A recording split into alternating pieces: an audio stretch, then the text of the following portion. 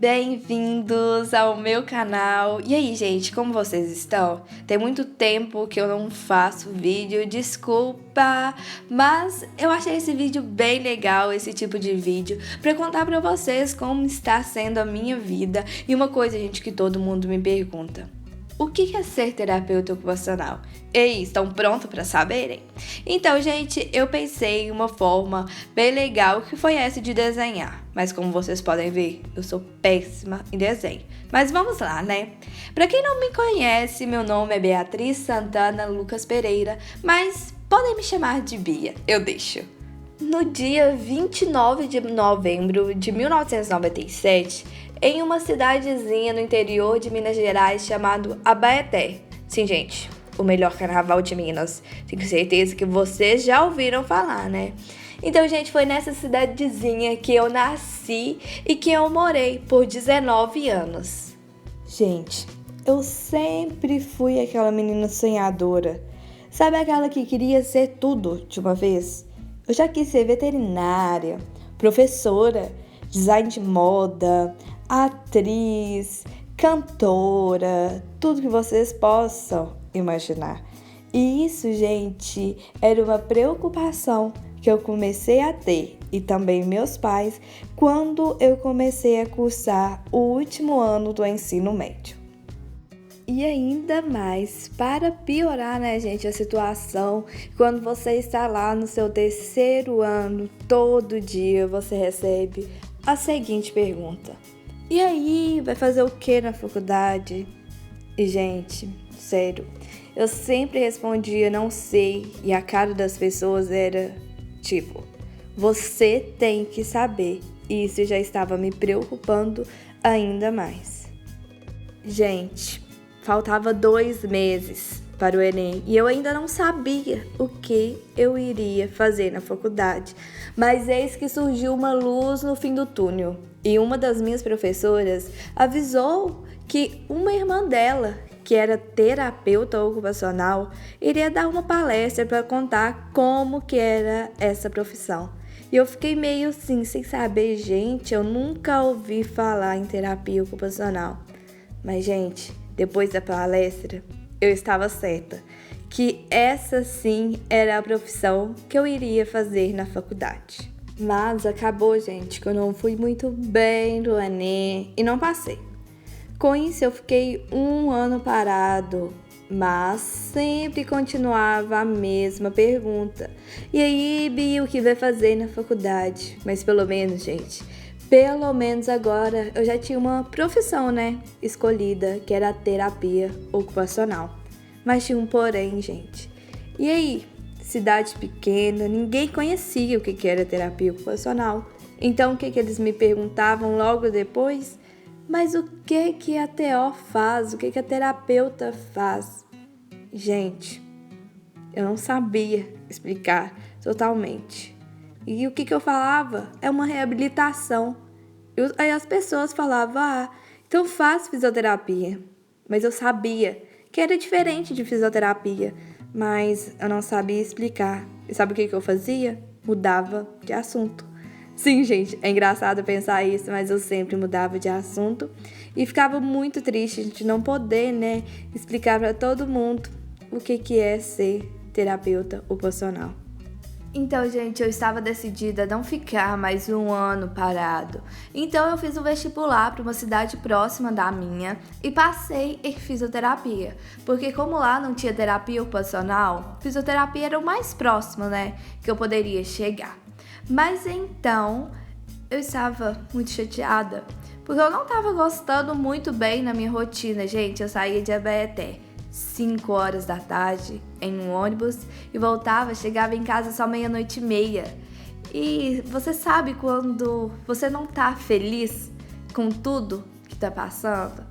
Aí eu tive uma pequena ideia e eu fui muito bem apoiada, né, pelos meus pais, graças a Deus, que foi de vir para Belo Horizonte para fazer cursinho e tentar o Enem novamente, porque quem sabe dessa vez iria dar certo.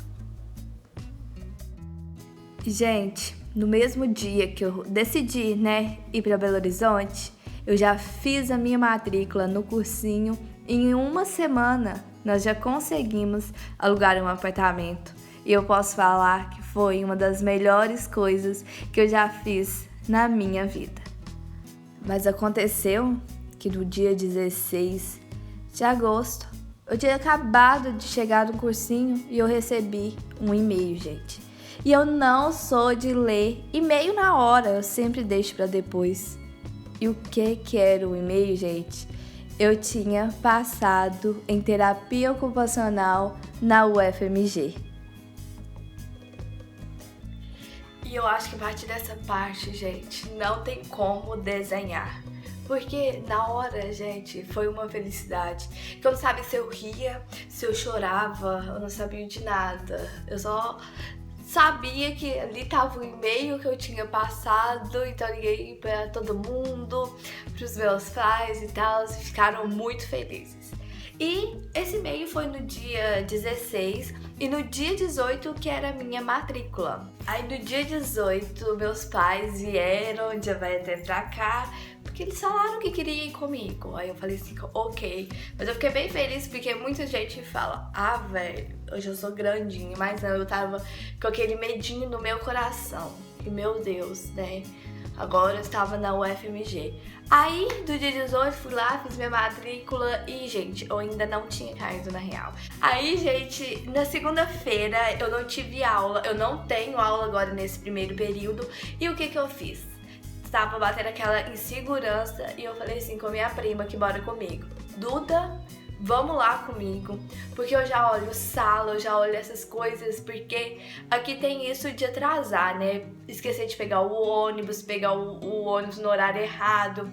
E se eu chegar lá atrasada, no meu primeiro dia, que eu já ficava imaginando que eu chegaria lá, aí já tinha começado a aula, a novata chegou e todo mundo olhou.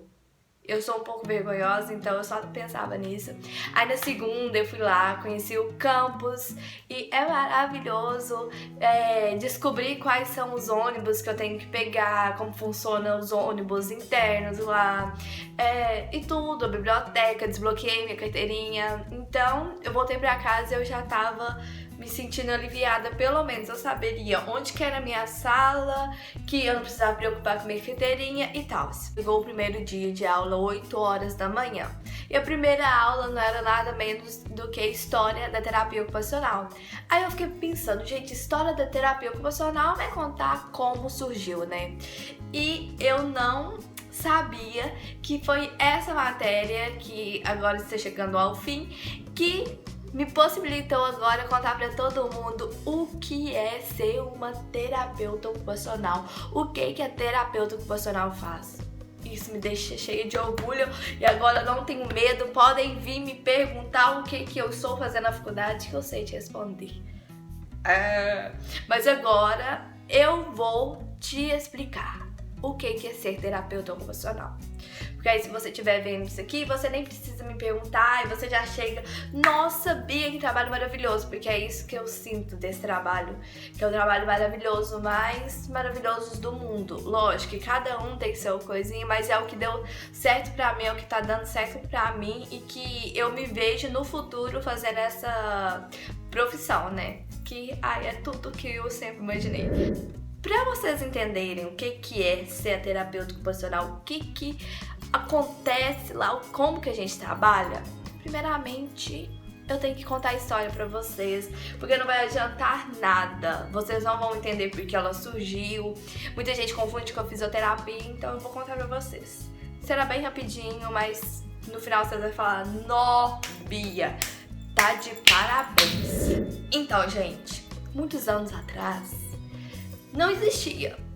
Você é terapeuta ocupacional? Não existia isso, gente. Existiam as pessoas que estavam sendo encaminhadas para ser consideradas terapeutas ocupacionais. Mas como assim que pessoas era essa? Antigamente, gente, a palavra louco era referente a muitas pessoas. Mas que pessoas? Só pra vocês terem noção. Gente, se a mulher engravidasse antes do casamento, ela era considerada louca. Se a pessoa era mal pagador, se você aí tá devendo muito, você era considerado louco. Mendigo era considerado louco e por aí vai. E o que as pessoas faziam com esse povo que era considerado louco? Eles não queriam que essas pessoas estivessem na sociedade convivendo com eles. Então, foi criada clínicas, hospitais. Foram criados hospitais fora das cidades, bem distante, no qual essas pessoas ficavam internadas ou lá presas, né? Pode falar a verdade. E, gente, essas pessoas eram tratadas muito desumanamente. Tipo, deixava elas lá no quartinho, elas faziam as necessidades delas, ninguém limpava, muitos nem tinham roupa, gente, vivia lá sem nada, pegava, e muitas vezes não morria por ser louco, né? Morria por outras coisas, por outras doenças e tal. Aí aconteceu uma coisa, um cara muito foda chamado Pneu. O Pneu falou assim, parou, gente, parou geral. Por que parou? Porque isso aí não se trata pessoas desse jeito. Não se trata. Deve acabar com isso. E eu tenho uma ideia maravilhosa que vai acabar com isso, que é o trabalho moralizador. Ele acreditava que se a pessoa trabalhasse, ela iria se moralizar, ela iria melhorar, ela conseguiria se comunicar com pessoas normais e por aí vai. Então, foi aí que surgiu o tratamento ético ou tratamento moral. Isso foi um grande baque, assim, porque aí surgiram lavanderia, também agricultura, no qual as pessoas trabalhavam, essas pessoas consideradas loucas trabalhavam na agricultura. E aqui no Brasil aconteceu também de agricultura, porque o país só vivia, né, na base de tudo que era agricultura, então as pessoas consideradas loucas iriam para lá trabalhar, e era um meio de moralizar. Mas também surgiu outra coisa, que foi o movimento de artes e ofícios. Surgiu mais ou menos na mesma época, mas o que é esse movimento de artes e ofícios? É quando eles estavam criticando, gente, a Revolução Industrial. Por quê? Porque estava colocando máquinas no lugar de pessoas. Então, esse movimento de artes e ofícios, o que fazia?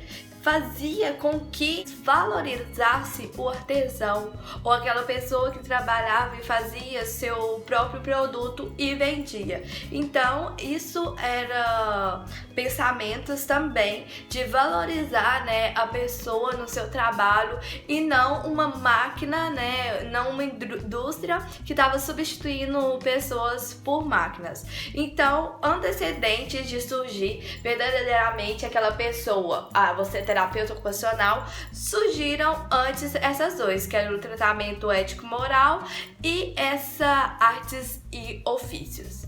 Mas aí você fala, depois disso surgiu a TO? Sim, mas não, gente, não pense que foi tipo, da noite pro dia, eu sou terapeuta ocupacional. Não, a TO existiu mesmo, foi na Primeira Guerra Mundial. Por quê, Bia?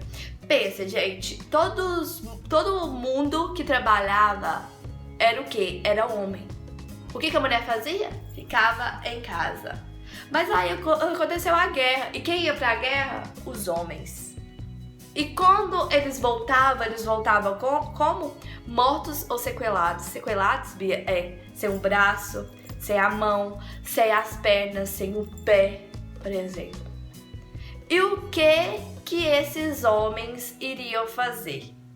Eles teriam que tirar meios de voltar a trabalhar, porque a demanda econômica de todos os países estava na mão desses homens, porque a mulher ficava em casa. A mulher ficava em casa, cuidando dos filhos, cuidando da casa, e o homem trabalhando. Aí eis que surgiu a terapia ocupacional. O que a terapia ocupacional fazia? Então, gente, ele possibilitava as terapeutas, a maioria era mulher, gente, porque tava precisando de homem para trabalhar, então as mulheres já começavam a adentrar, né, nos trabalhos, começavam a ter profissões, e isso é bem legal também, que passou a ser dona de casa e começou a trabalhar, né, isso é bem legal, acho também. E aí, gente, a terapeuta ocupacional, o que ela tinha que fazer? Ela tinha que achar meios para que esse soldado que está sequelado consiga voltar ao serviço que ele tinha, ou se não, substituir outro que tinha morrido. Agora você pensa. Então, isso era meio, gente, era meios do soldado que perdeu a mão, mesmo sem a mão, terapeuta ocupacional tinha que fazer, mesmo sem a mão, ele conseguir voltar a trabalhar. E isso foi um baque. Aí agora sim tinha terapeutas ocupacionais. Mas aí, gente, tinha um probleminha, porque existia uma hierarquia de profissões. O que é isso, Bia? A medicina era o topo de tudo. Então, quem comandava os terapeutas ocupacionais? Os médicos. E eu falo médicos porque na época, né, trabalhavam só homens. Eu não vou falar todos os homens. Lógico que podia ter uma mulher ali ou lá, mas 99,9% eram homens. Então, os terapeutas eram controlados pelos médicos. Os médicos iam lá e falavam: faz isso, isso e isso. E a terapeuta não podia falar não. Não, isso não vai dar certo. Eu acho melhor fazer isso. Não, isso não existia.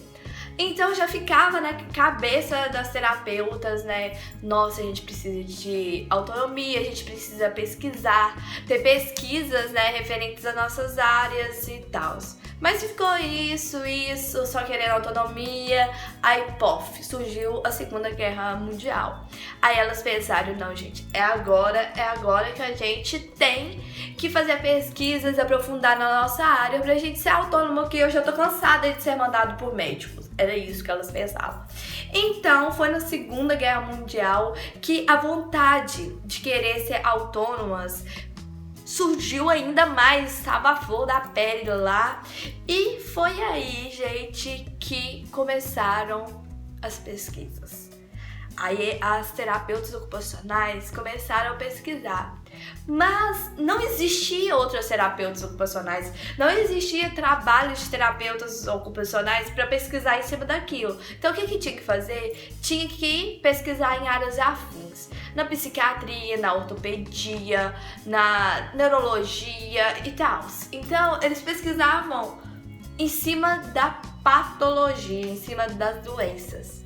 Mas aí elas passaram, pesquisavam, mas nunca elas encontraram a TO lá.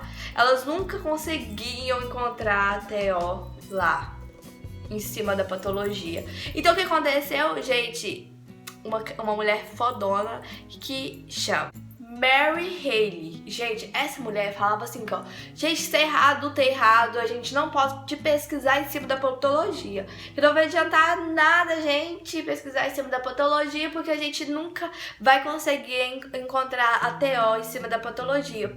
Porque terapeuta ocupacional, gente, não trabalha em cima da patologia, e sim numa forma de ter a patologia e conseguir, né, viver, conseguir ter autonomia. Então ela propõe 4 coisas, 4 bases para que as terapeutas consigam pesquisar e aí sim, né, conseguir encontrar a terapia ocupacional e ser autônomas. E as 4 fases são: pesquisar o que motiva as pessoas na ocupação. Por que as pessoas trabalham? Por que as pessoas arrumam a casa? O que motiva tal pessoa? Esse era o primeiro. A segunda era: quais os papéis que nós assumimos na vida? Você é criança. Você como criança, o que você deve fazer? Você como adulto, o que você deve fazer? Você como adolescente, o que você deve fazer? Eu acho isso bem legal, porque a professora deu exemplo que quando a pessoa veio conversar com a gente, não sei se você é adulta, sei, mas jovens, o que as pessoas primeiro falam? Primeiro te pergunta: qual é o seu nome? Sua idade? Ah, eu tenho 20 anos. Ah, você já estuda? Ah, você trabalha? Gente, é isso que pergunta, né? Então, você como adolescente, você como jovem, você, para a sociedade, você tem que estar trabalhando ou na faculdade. Então, é isso que interessa para todos. Então, essa é a segunda fase. A terceira fase é a adaptação ao tempo. O que você gasta no seu dia, né? O que você faz no seu dia. E a quarta e última é o ato do brincar quando criança e o trabalhar quando adulto. Gente, fodão essa mulher. Essa mulher é foda. Como uma pessoa iria imaginar isso, né? Eu fico imaginando, né? E foi por meio disso, gente, que agora sim nós temos pesquisas relacionadas diretamente com a TO, mostrando o quanto a TO é importante para a vida das pessoas, né? Mas aí você deve estar pensando, mas e aí, Bia, hoje ainda funciona assim? Hoje a base é esses 4 tópicos? Não. Hoje, como a TO trabalha? Então, gente, o foco da TO agora é a relação das pessoas, da pessoa com a sua ocupação que faz sentido na sua vida. O que faz sentido na vida da pessoa? Ah, é o trabalhar? Ou ela precisa estudar? Ou ela precisa brincar? Né? Então, que é a ocupação que faz sentido, né, na vida da pessoa dentro de um contexto. Então não é só a pessoa em si, tem um contexto todo lá dentro, né? Que a gente não trabalha só com o paciente, com o cliente, né? Mas sim num contexto geral. Eu acho isso maravilhoso, gente. Meu coração até bate mais forte do quanto é lindo isso. Mas e aí, Bia? Vamos pôr na prática. Quais as áreas? Então, dá um exemplo aí pra gente entender. Então eu vou dar um exemplo agora pra vocês. Gente, a área que a gente pode trabalhar são todas, desde a criança até o idoso. Mas como, Bia? Vamos pensar na criança, por exemplo. A criança, você pode trabalhar com crianças com síndrome de Down, com deficiência visual, que tem problemas motores na mão. Mas, Bia, o que a gente vai fazer? Vamos pensar numa criança que tem problemas motores. A gente pode utilizar por meio de tecnologias assistivas. O que é isso, Bia? Então, gente, são meios que possibilitam a pessoa ou a criança ser mais autônoma. A criança, por exemplo, eu acho que vocês já podem ter visto que tem muitas crianças que têm deficiência que tem a mãozinha mais fechadinha, que fala mãozinha em garra. O que a criança quer? Gente, a criança, ela quer comer. Ela quer comer sozinha, sem nenhum professor, sem nenhum adulto, sem nenhuma mãe ajudando. O que a terapeuta ocupacional vai fazer? Vai fazer uma colher, um prato, alguma coisa especializado para aquela criança, para que a criança consiga ir lá na colher, pegar e comer sozinha.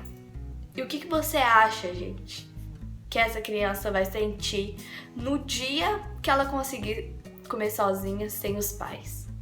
Que ela conseguir comer sozinha com um coleguinha lá que é considerado normal, que não tem nenhuma deficiência. Vocês pensam, gente, isso é ocupação, isso é o que dá sentido para a vida da criança. É igual a criança cega, gente. A criança cega, ela é muitas vezes super protegida pelos pais. Os pais não deixam que ela faça nada, nem brincar que aquela criança tem visão normal. Agora você pensa, a gente não vai trabalhar, igual eu falei, a gente não trabalha só com o paciente, a gente trabalha com tudo. Pensa a família. O tanto que seria legal a gente conscientizar a família que todas as coisas da casa devem ficar sempre no mesmo lugar. Agora você pensa, a criança acordando de noite com fome ou querendo beber água.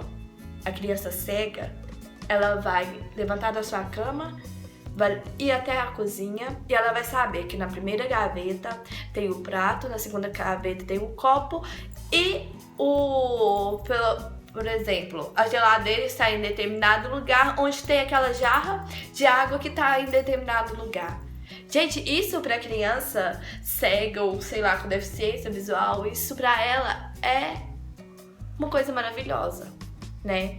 E também hoje estou falando demais, né? E o idoso, gente, o idoso muitas vezes também tem isso de alimentação. E quando tem Parkinson, né, que treme muito. Muitas vezes o idoso, gente, entra em depressão porque ele não consegue comer, então ele se sente envergonhado, não quer sair de casa, não quer comer com outras pessoas. Então você vai fazer meios para que esse idoso consiga comer, consiga se socializar e mostrar para ele que consegue, né? Então, gente, tem muitas formas. A gente também pode trabalhar com adulto normal, sem deficiência nenhuma, mas que aconteceu um acidente, teve que amputar a perna, né? Então ele amputou a perna, mas ele adora correr, ele adora fazer exercício. A gente vai mostrar pra ele que mesmo com a perna mecânica, ele consegue fazer isso. Também tem como a gente trabalhar em escolas, gente. Tem muita área de trabalho agora em escolas. Ainda mais por conta de inclusão social. A gente vai ajudar professores a conviver com alunos deficientes dentro de sala de aula, porque muitas vezes os professores não são qualificados para atender uma criança com uma deficiência visual, uma criança de cadeira de rodas. Também existe o campo social, no qual a gente trabalha com moradores de rua, crianças que já foram presas, né? A gente também trabalha com mulheres que já foram violentadas. Uma coisa legal também, a gente trabalha legal assim, né? Que dá pra gente trabalhar, porque isso não é nada legal. Pessoas que têm queimaduras, no qual a gente vai focar, né? Na queimadura, para que essa queimadura não piore, e também na autoestima da pessoa, né?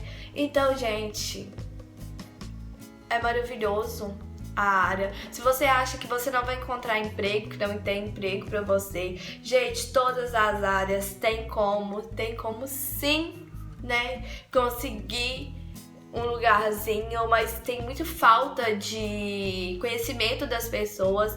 Até que aqui em Belo Horizonte não tem tanto, mas assim, no interior, muita gente nem tem noção do que é terapeuta ocupacional. E eu acho que é um dos trabalhos maravilhosos. E pra finalizar, eu quero... É uma frase, gente, mas que eu esqueci de pegar ela na internet. Mas eu vou falar mais ou menos a frase. Porque é assim, gente, a medicina é maravilhosa, não é? Maravilhosa. Ela pode até te dar uma segunda chance de vida, né? Você pode estar lá, quase morrendo, e por um segundo o médico vai lá e consegue te dar a vida. E você pode ter ainda mais tantos anos de vida. Mas aí, agora você pensa que é a terapeuta ocupacional, gente, que vai tentar dar um sentido pra vida dessas pessoas. Porque pra mim, eu acho que não adianta nada você ter uma segunda chance de vida e você ficar na cama, você não conseguir fazer nada, você ser dependente de um cuidador, ser dependente de da sua família pra te dar banho, pra te dar comida na boca, ou sei lá. Eu acho que isso é muito ruim. E nós, como terapeutas ocupacionais, a gente vai dar a essa pessoa uma nova chance de vida como um indivíduo normal que pode sim fazer as coisas ser mais independente, né?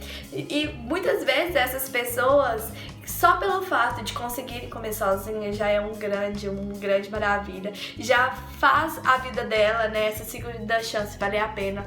Então eu acho isso maravilhoso, velho.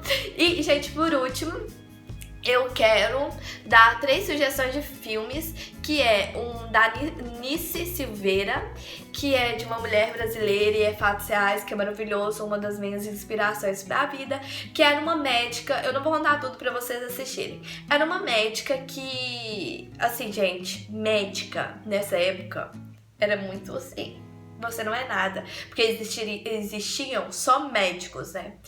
E era a época dos psiquiatras, gente, tratar os loucos com tratamentos de choque.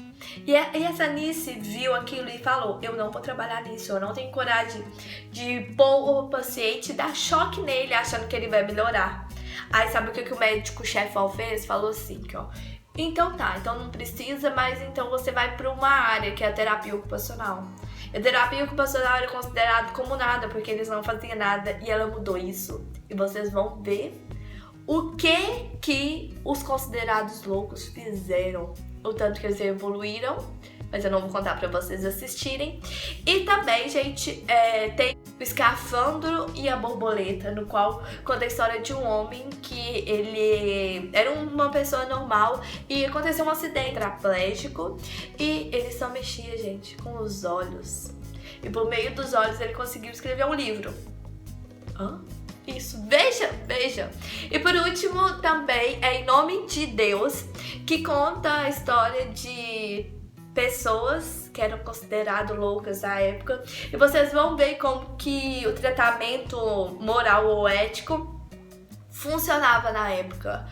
E é isso, gente. Eu espero muito que vocês tenham gostado. Eu também aqui embaixo está as referências dos lugares onde que eu pude ler a história e tal, se vocês interessarem. Aqui embaixo está todas as referências aqui na descrição de baixo aqui do vídeo. E é isso, gente. Um beijo e até o próximo vídeo. Bye, fui!